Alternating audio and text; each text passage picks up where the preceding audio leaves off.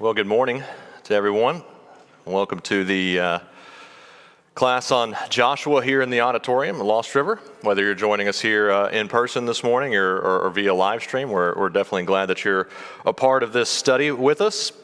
To this morning, we've got the fun task of covering Joshua chapters 13 through 19. I actually had an extreme moment of panic because when I walked in here and I handed the PowerPoint to Ryan and Eric back there, they said, we don't think PowerPoint's going to be working today.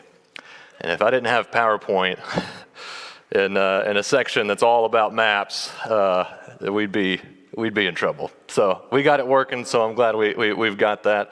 This is a section in Joshua, in the entire book of the Bible, that's a little bit drier than most of the rest. I mean, it is very literally a reading of land allotments. It's basically just like if you have a map out in front of you and you read from the top left corner of the page to the bottom right. I mean, that's what you've got here in Joshua chapters 13 through 19. But despite some of the tedious nature that it might take us to get through it this morning, it is full of good information, not only from a historical perspective, but also ultimately the climax of this whole event, right? I mean, this is, up to this point in history, I mean, this is what everything has been working towards, the actual fulfillment of the promise given to Abraham to have this land bestowed upon his descendants. So we'll get to talk about that this morning and see how God is a keeper of his promises. But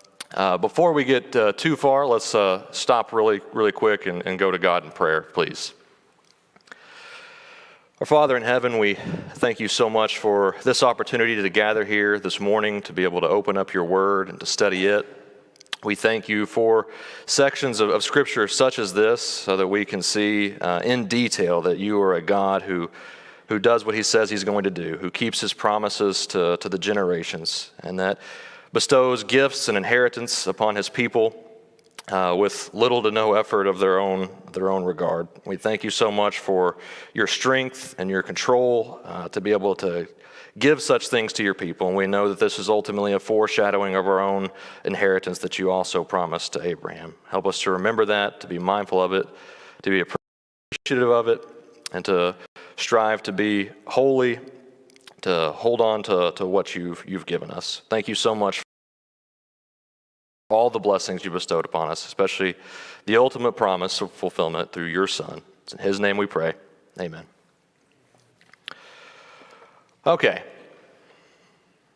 So I've got being handed around, if you don't have a copy, I think some more are being made, but it's actually just a printed off blank version of the map that we'll be looking at, trying to make this as interactive as I possibly can this morning. It is blank, so feel free to go ahead and fill that out as we go along and list out the tribes who will be getting these different allotments of land, interesting facts that we'll try to pick up along the way.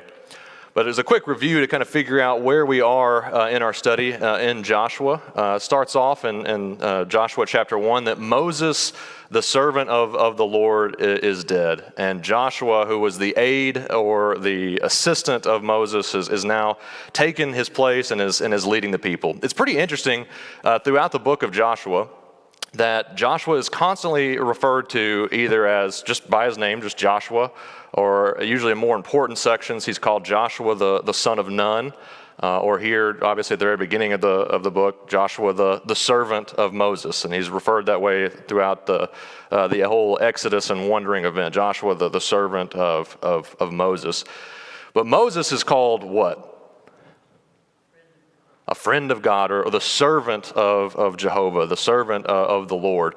And it's almost like the author is purposefully calling this out, that Joshua is not called the servant of the Lord until the very last chapter of the book, after his farewell speech and at the reporting of his death. He's Joshua, the son of Nun, Joshua, the assistant of Moses, but he's actually finally bestowed that title of being a servant of God at the end of the book. So it's almost like you see his progression throughout the book, being this leader who is filling these big shoes left behind by Moses. So Joshua's now leading the people. This is after the period of 40 years of wandering throughout the wilderness. The people have now crossed into the land that was promised of their fathers. And one of the themes that we can pick up on throughout the book of Joshua, I don't want to give it away, but what is one of the first things they have to do before they cross the land? What does Joshua call them to do before they actually cross the Jordan into the land? Remember what Joshua calls the people to do?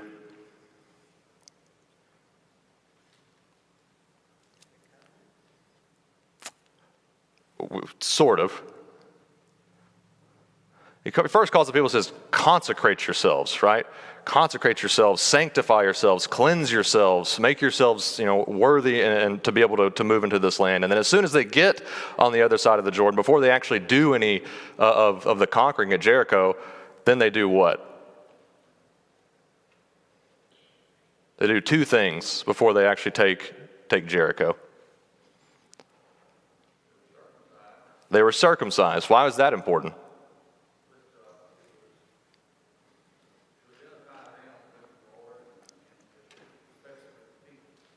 Yeah, so to identify them with the Lord as his special people, kind of re-engaging in that covenant mentality like Paula mentioned. Then they also keep the Passover, right? So you see this kind of, they're talking about the circumcision, they're rolling away the reproach of Egypt that's mentioned there. So there's this theme of holiness, especially at the beginning of the book, where the people are having to sanctify themselves, cleanse themselves, re-engage in the covenant, start up the Passover again. So they're doing these things, and you see how holiness is going to be a very big, important theme throughout the book.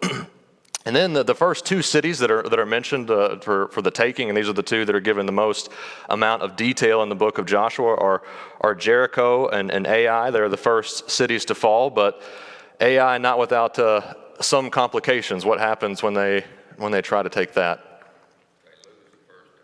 They lose the first time. All right. Why did they lose? At Jericho, they didn't have to do anything but go on a stroll. God wasn't with them. Why wasn't God with them in this particular event? God was clearly with them at Jericho.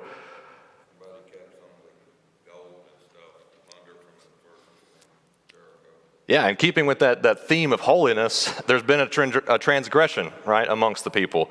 The people that they'd come in to wipe out, to drive out of the land, they, in essence, kind of become like them.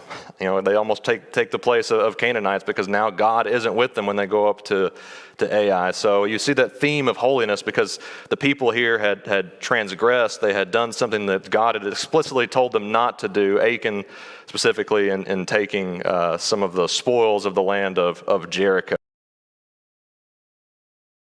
But think again the importance of them rooting out their sins, them cleansing themselves for this task that God has given them of going in and possessing of the land.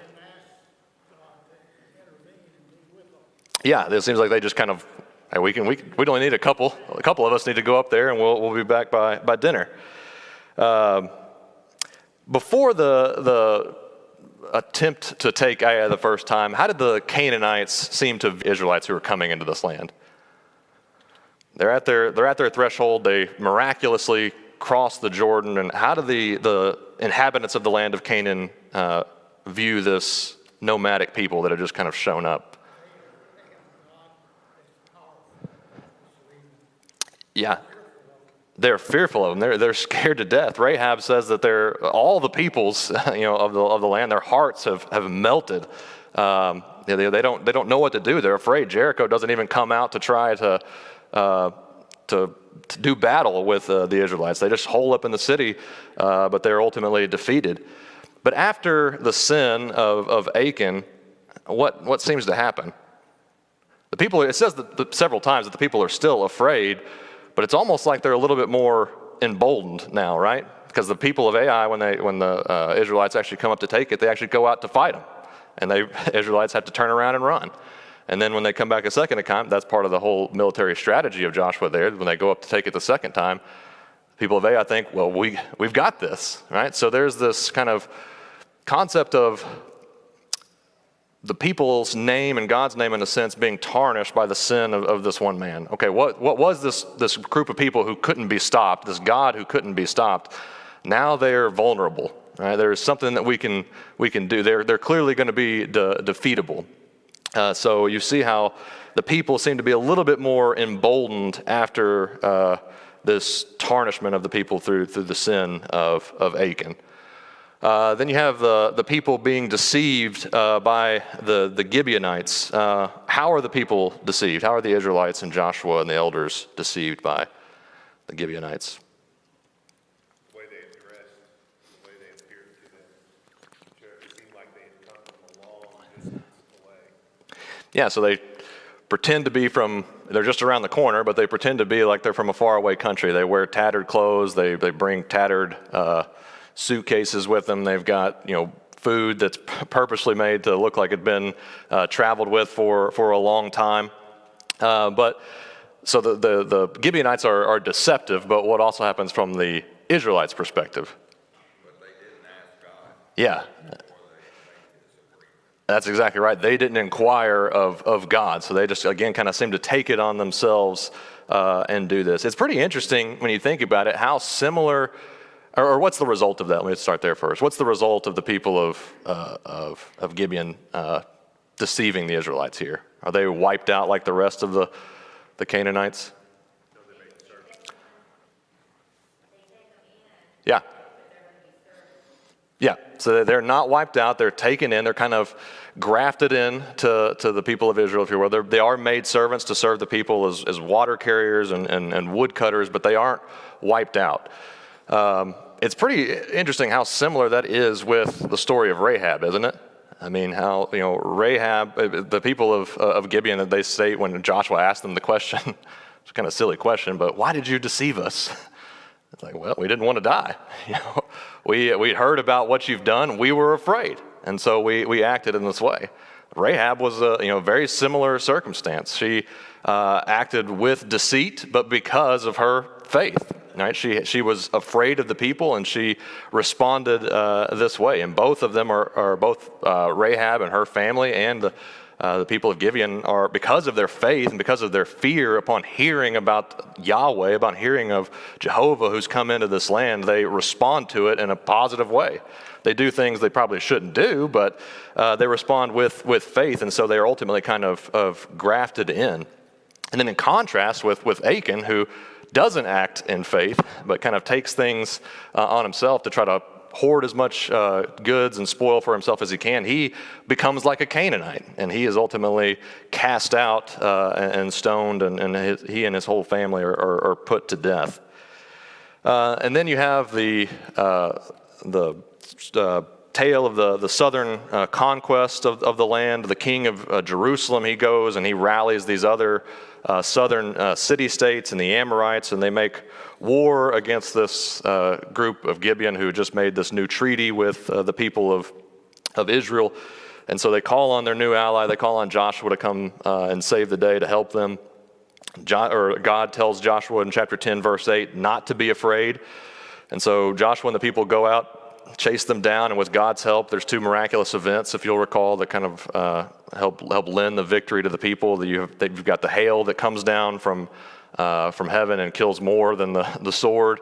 And then Joshua, cries out for the sun to stand still, and the day is elongated so that they can go out and continue this battle. And then in chapter 10, verses 40 to 43, you've got the reading of the rest of the taking of the south. And then you got the northern conquest. There the king of Hazor rallies other northern cities, area in the kind of the Galilean region, and they amass together this strong fighting force, right? It says that they are, the army that they're able to muster together is as numerous as the sand of the seashore. And they've got chariots and they've got horsemen. I mean, they're a force to be reckoned with. But again, the Lord tells Joshua in chapter 11, verse 6, not to be afraid, because I will be with you. I will deliver them into your hand. I will hamstring the horses. You don't have anything to be afraid of, because I'll be fighting on your behalf. So again, God delivers the north into the hands of Israel. And then in chapter 11, verses 9 through 12, you've got the taking of the rest of the north. And then the last couple of classes we've talked about the summary of the lands taken and are kind of included in chapter 11 and then chapter 12 as well. It's easy to see, I think Scott mentioned this in one of the previous classes, it's easy to see Israel and God in a sense as being this genocidal war force that's kind of moving throughout the land and maybe even doing some type of ethnic cleansing to make there be just one people that's left in the land. But why is God allowing the Israelites to take possession of the land outside of the promises? Why is God allowing Israel to take this land? Yeah, because of the sins of the other countries. You could probably say it's why is God allowing Canaan to be dispossessed of the land, along with God actually giving it to the Israelites. The Canaanites there are being punished for their wickedness, and Israel, much like will happen in reverse later, Israel is acting like the sword of judgment moving throughout the land and bringing judgment upon these people, God's justice on them.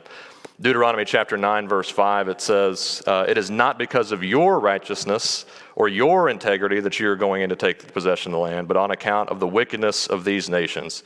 The Lord your God will drive them out before you to accomplish what he swore to your fathers, to Abraham, Isaac, and Jacob. Understand then that it is not because of your righteousness that the Lord your God is giving you the good land to possess, because you are a stiff-necked people. And then in Genesis chapter 15, verse 16, the promise there is talked about. In the fourth generations, your descendants will come back here, for the sin of the Amorites has not reached its full measure. So you actually see the mercy and the grace of God extended to these people for allowing them to be there for as long as they were. But ultimately, they are getting kicked out of the land. Israel is getting the land because of their wickedness and God's promise to Abraham, to Isaac, and to Jacob. A couple of theological truths that are kind of presented in this whole section. First off, God is in total control of everything that's happening here. You know, everything that occurs throughout the land, the different peoples and their different battles and the lands that they end up possessing, everything is under God's control. This land is ultimately God's possession. It is his. He is the landowner. He holds the title by rights. It is his to give as a gift, as an inheritance to his people. And then secondly, God is a promise keeper, right? I mean, this whole section, even though maybe somewhat tedious and mundane to read through, is a very detailed description of God fulfilling what he said he was going to do. He told Moses and the people several times that I'm going to give you this land. Everywhere your foot goes, that's where I'm going to give it to you. And now you see this very detailed description of that being doled out. Ultimately, he's in a position to do everything that he's doing here as the creator, as the God, as the controller of everything. He is the one who is in a position to be the gift giver of the land to the people. He is the land is constantly referred to as an inheritance, right? Inheritance, something that you don't work for. It's something that is bestowed upon you by rights. Specifically, the right here being the promise that God made to Abraham. So God gives and Israel receives and takes possession of this land, often by little to no effort of their own work, but they're maintaining their holiness and then doing what they're supposed to do. They go in and take possession of the land. So moving into chapter 13 this morning, you've got the inheritance actually being given in very explicit detail. So first question, because now we're kind of stopping from all the battles, all the action from chapters 1 through 12 here in Joshua, and we're going to slow down a bit. But why are we stopping now? Why is this happening now? Has all the land been conquered to where it's time to dole out possessions to different people? Has all the land been conquered? No. Chapter 13, verses 1 through 6, there it says, there remains very much land yet to be possessed.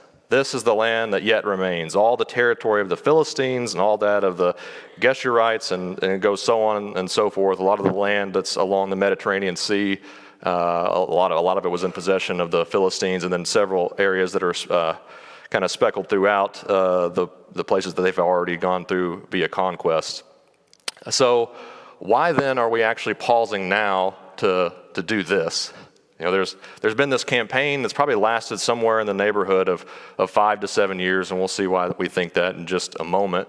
But Joshua has been at work, the people have been at work, going out and fighting in the land, taking possession of different areas. So why are we stopping now to do this? Joshua was about to die. Yeah, it says that Joshua was getting old in years. At the end of the book of Joshua, it says that when he dies, he's 110 years old. All right, and so if the whole conquest time period took somewhere in the neighborhood of even 10 years, if you round up to 10 years, then Joshua's around 100 years old by this period of time. He's old, and now he's going to be given this different task. Why else?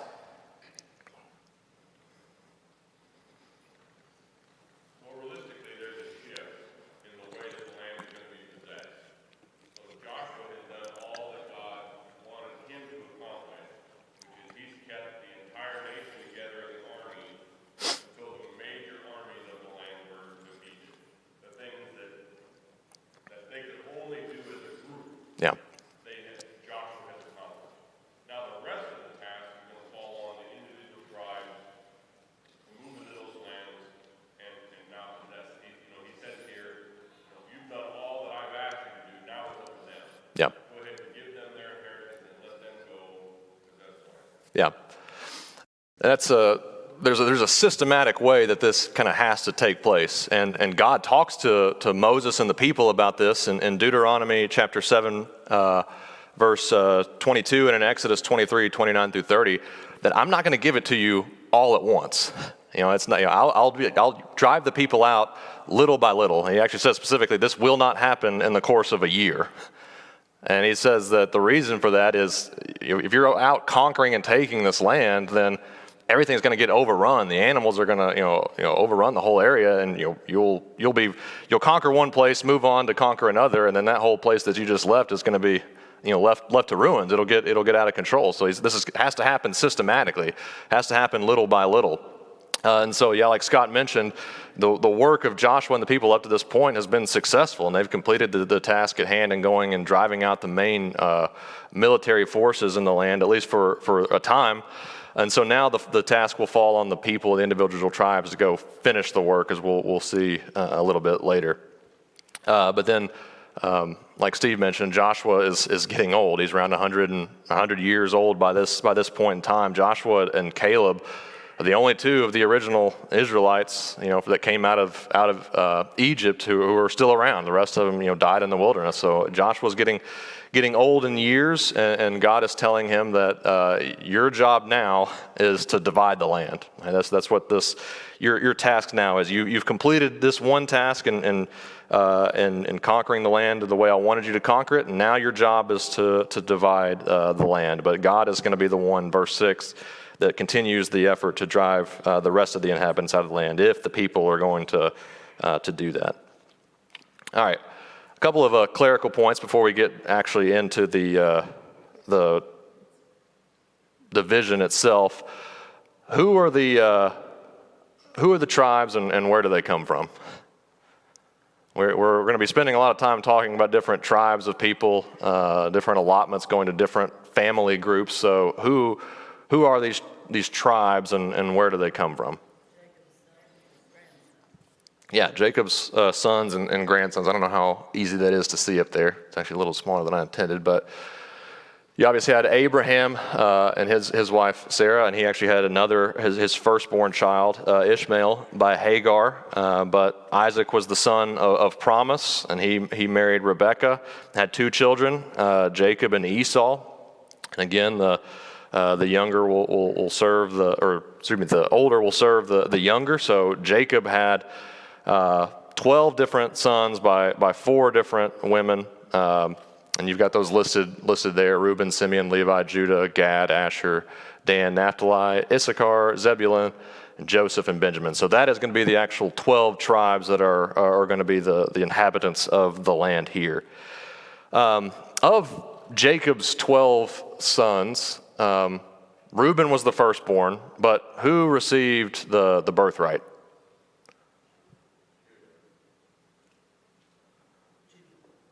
No. First Chronicles chapter 5 talks about the birthright specifically going to one of the other children. Judah gets special things. That's definitely true. He's definitely given special authority and kind of special kingly type blessings. But the birthright, the double portion, that's one of the benefits of receiving the birthright was a double portion among your brothers. Who gets a double portion? Who has the birthright here? Yeah, Joseph, right? Joseph is specifically called out as getting the birthright, and again, that's specified in Genesis. I think it's Genesis chapter 49, where it talks about that. Or excuse me, 48. Genesis chapter 48, starting in verse 5, it says, "And now your two sons, Ephraim and Manasseh, who were born to you in the land of Egypt before I came to you in Egypt, are mine."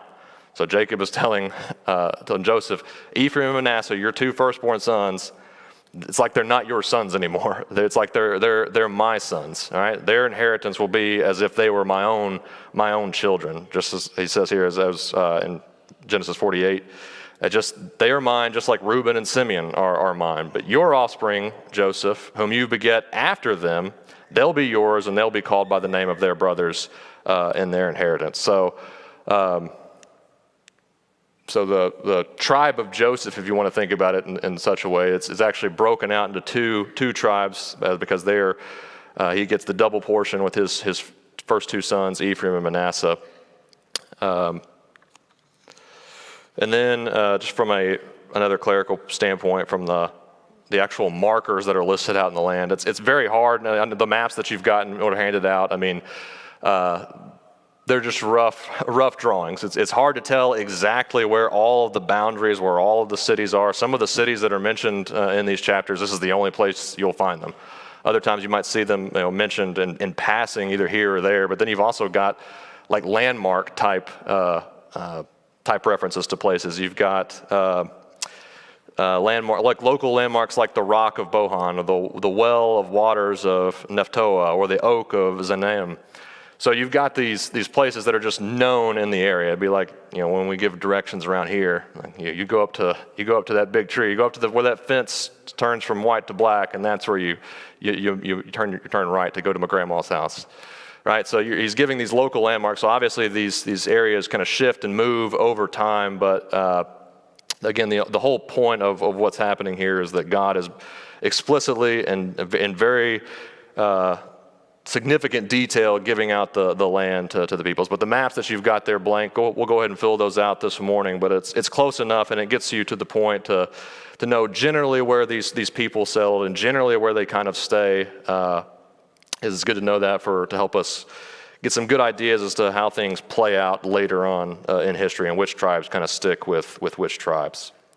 All right, so first things first, in chapter 13, you've got the land east of the Jordan that's going to be divided up, or actually has already been divided up. Reuben, Gad, and half of Manasseh. The kings that were over there, what were their names on the east of the Jordan? Very Lord of the Ring type names. Og and Sihon. Yeah, so those are the kings that Moses and the people defeated. Why did they want to stay over there? Somebody remember? Yeah. This is a good place for cows. We've got a lot of cows. That was their reasoning to Moses. We want to stay here because this is a good land. That's what they wanted. It was good for livestock. Numbers chapter 32 talks about. And so Moses allowed him to stay over on the east side of the Jordan as their possession. But that came with a caveat. What was the caveat? Yeah, you don't just get to. He actually, when they kind of bring it up, he's like he's mad at first, like we haven't done anything yet, and you guys are just wanting to kick back. He said, no. You've got to come over with your brothers, come over across the Jordan.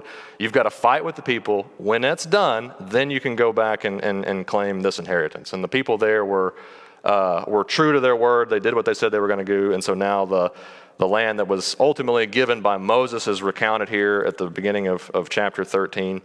And you kind of see something of a chink in the armor already being established, the division of the land over this landmark of the Jordan River. And that'll come into play a little bit later in the book as you start to see I guess, tribal lines starting to be drawn, so to speak, between east and west, and that'll come back up a little bit later. But the land is ultimately divided here by Moses. I think that's an interesting point to note, because it's Joshua who's going to be doing the land dividing for the rest of the tribes. So again, you see comparisons between Moses and Joshua, and their roles as leaders of the people in fulfilling this promise. But Reuben, Gad, and half of Manasseh get the land to the east of the Jordan River. You've got Reuben, who has the southernmost area around the Dead Sea down to the Ammon River. They get up to Heshbon, which is just north of Mount Nebo there. And that's another thing, as some of these reference points as to where the lands are being divided. You'll see border towns kind of being established, and you'll see specific cities being given to two different tribes, because that's kind of where that's a dividing place. So you'll see Heshbon, for instance, being given to both Reuben and to Gad, who is just to the north there.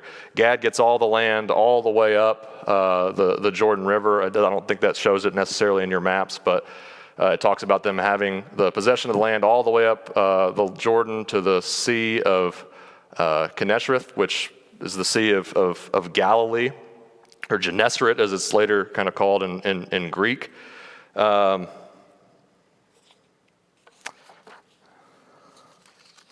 see how we're doing on time, how detailed you guys want me to go into this. Then Manasseh, half the tribe of Manasseh, specifically the sons of Machir, are given this land on the east side of the Jordan. Manasseh was a large tribe. Again, they were part of the double inheritance of Joseph, but they're given this land here, and they have two Levite cities. It sweeps all the land of Bashan. That was all the land of Og. Around 60 towns are mentioned in their area. This is the land that was described as very fertile. This was the stuff that the people definitely wanted for their cattle. But in this section in chapter 13, in verse 13 explicitly, you have the first ominous mention of the people failing to do what? Yeah, they're failing to drive out all the inhabitants of the land. It's the first reference to that, especially in the doling out of the land. So we'll see that continue to be something of an issue as we continue to go. All right. Then west of the Jordan, the rest of the text for this morning in chapter 14 through chapter 19, you've got explicitly, or let's read really quickly verses 1 through 5 of chapter 14. It says, "These are the areas which the children of Israel inherited in the land of Canaan, which Eleazar the priest, Joshua the son of Nun, and the heads of the fathers of the tribes of the children of Israel distributed it as inheritance to them. Their inheritance was by lot, as the Lord commanded by the hand of Moses, for the 9 tribes and the half-tribe. For Moses had given the inheritance to the 2 tribes and the half-tribe on the other side of the Jordan, but to the Levites he had given no inheritance among them. For the children of Joseph were 2 tribes, Manasseh and Ephraim, and they gave no part to the Levites in the land, except cities to dwell in, and their common lands for their livestock and their property. As the Lord had commanded Moses, so the children of Israel did." So who is giving out this inheritance now? The 9 1/2 tribes. Who does it say at the beginning here of chapter 14 is actually performing this task? Yeah, you've got Joshua, Eleazar, the priest, the son of Aaron, and then the elders of the tribes are doing this. Why is it significant that Eleazar is involved in this? What might that say about this event? Well, he was a priest, so it had to be that God was directing. Yeah, God is definitely involved in this process. It talks about how was it being doled out? What was the actual process by which different people got different lands? How was that determined?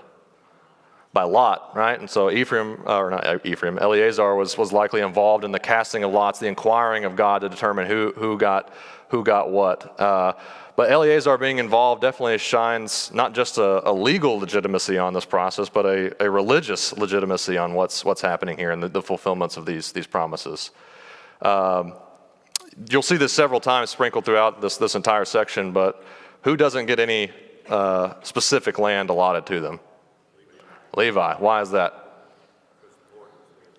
Yeah, the Lord is their inheritance. They're going to get around 48 cities and then special lands that are kind of dedicated to them. But yeah, they're serving as priests. They don't get any specific land. This is said to take place down in the next verse, in verse 6, when Judah comes up to Joshua. They said, is it Gilgal? And Scott talked about this, I think, in one of our previous classes. But Gilgal's kind of become something of a home base for the people up to this point in time. All right, so the first tribe and the first person to be given any land, who was it?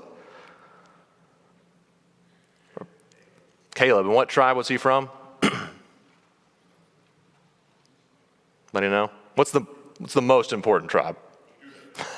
Judah, yeah. So Judah, and probably at this point in time, the most important Judean, Caleb, is first up on the list. And so he comes to Joshua in chapter 14 here to be able to get his specific inheritance. In chapter 6, verse 15, I don't know if we've got time to read it, but Caleb there recounts his history and Moses' oath that he had made to them. Caleb was one of only 2 of the 12 spies who went to the land and brought back a favorable report. And what was Caleb's report of the land? Yeah, we got it. Not a problem.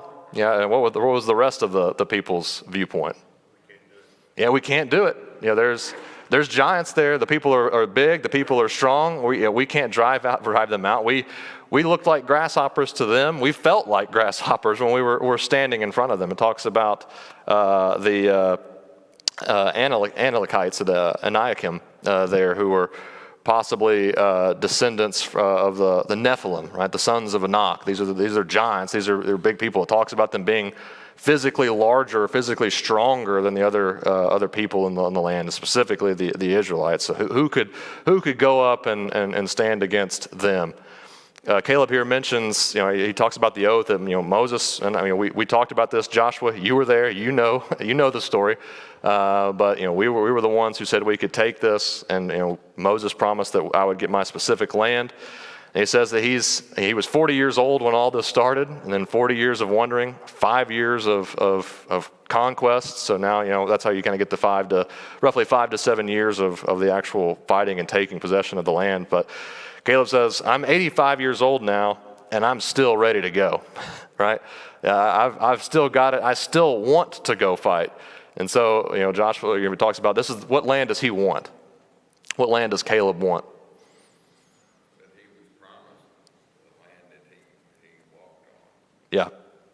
He specifically says, I want to go after the Anakites. I want to go after the Anakim. I want those giants again. I just think it's so interesting, the contrast of Caleb and those people. Again, Caleb being the first one to say, we've got this. But now, even at 85, it's like, I'm not done. I want more. I want another one of those giants to say that I conquer. He wants to go after that land, specifically to Hebron, to the mountains that are south of Jerusalem, and then the portion that's allotted to Judah. And he still shows the same faith that it's God that has kept him alive for these 45 years so that he could take possession of this land. He's still very much faithful. It says he was wholly faithful to everything that God had put in front of him. And so he went and he did that, and he still wants more of it. And so there in the portion there in chapter 14, Joshua blesses him and grants his request to go do that. So he goes up to the land in chapter 15, verses 13 through 19, drives out the giants again, and he gives his daughter in marriage to his nephew, who's a future judge, Othniel, and they again kind of conquer the land together, and he blesses that family with choice land. The rest of Judah, obviously, this is one of the bigger tribes. I think it's around 70 some odd thousand men over the age of 20 that are talked about in Numbers chapter 26 in the second census. But they've got the most extensive and most detailed portion of the giving out of the land here. This is in the south. There's Kadesh Barnea, which is where they sent the spies into the land originally, just to the west of the Salt Sea, the Dead Sea.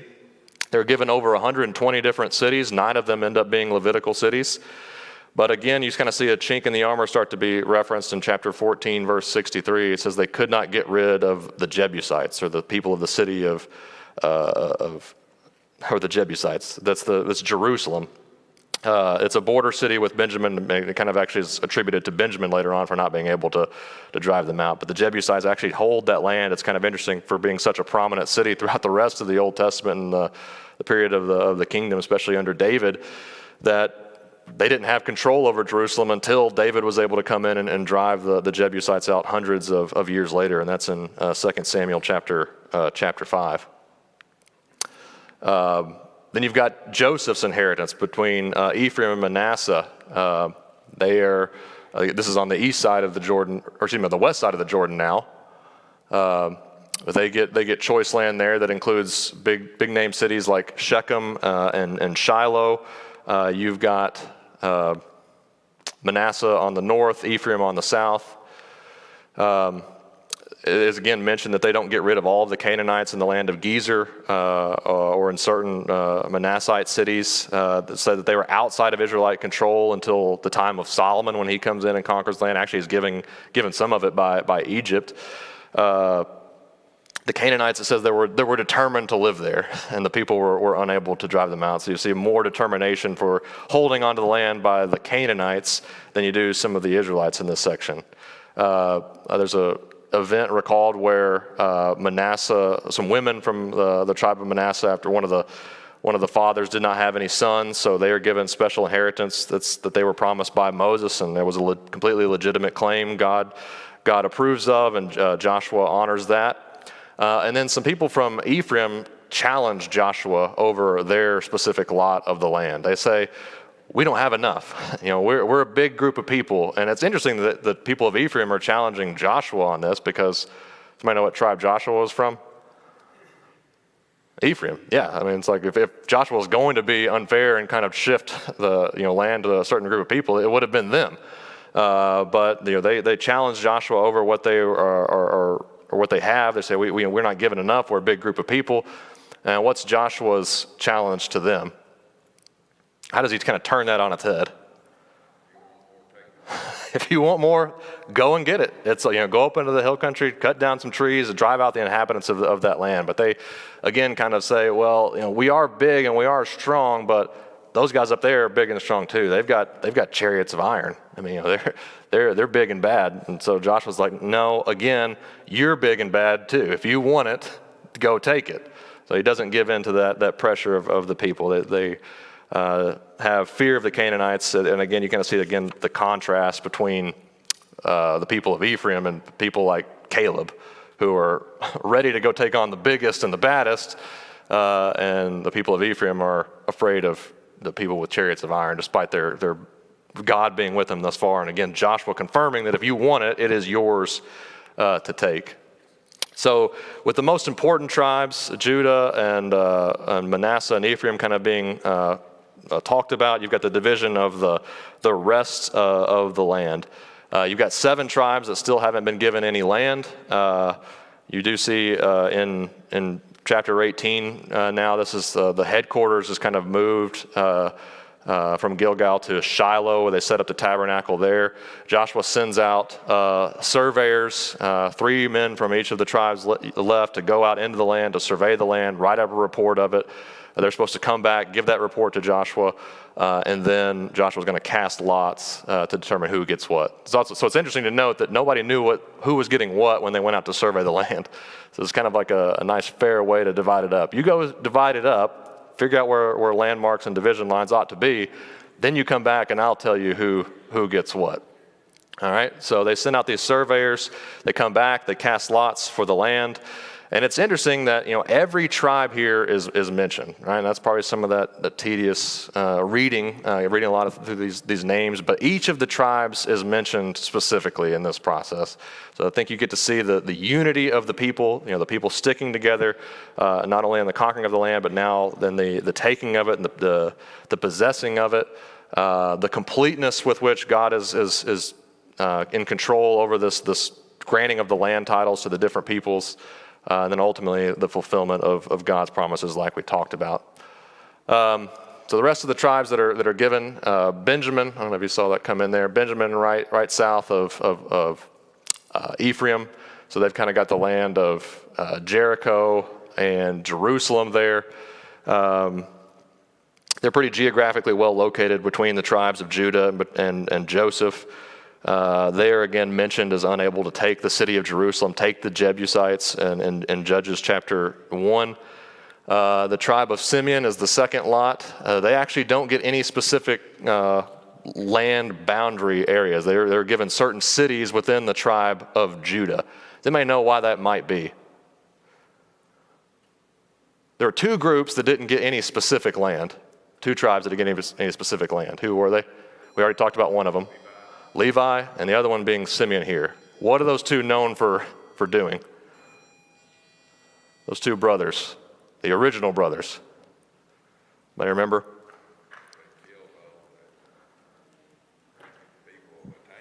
Yeah, all the men of Shechem, after their sister, Dinah was taken advantage of. Remember, they had we'll give her to you if you guys, get circumcised. They got circumcised, and while they were still healing, they went in and just ravaged the town and killed all of them. And Jacob was none too pleased about the way they handled it, and there's this curse that's kind of pronounced on them in Genesis chapter 49, but it talks about them not getting land as such, but being scattered amongst the rest of the tribes. So you get to see that kind of being fulfilled here.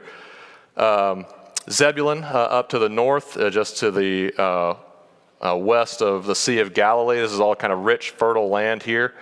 Issachar, just to the east of that. Asher, with the big fortified cities of Tyre and Sidon.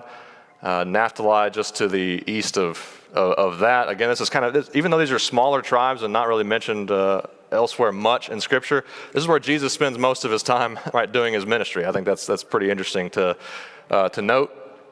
Then Dan is the last tribe who's specifically referenced as getting land. They weren't able to conquer their territory. They've got some pretty big name cities like Joppa there. Joppa is where Jonah fled to try to escape the presence of the Lord. It's where Peter visits or stays at Simon the tanner's house, where he receives the vision about the Gentiles. But they were unable to conquer that land. And then the people of Dan end up moving further north and taking a city and naming it after themselves. So that's Joshua chapters 13 through 19. Thank you for bearing with me. We'll do chapters, I think, 20 and 21 on Wednesday. Thank you, guys.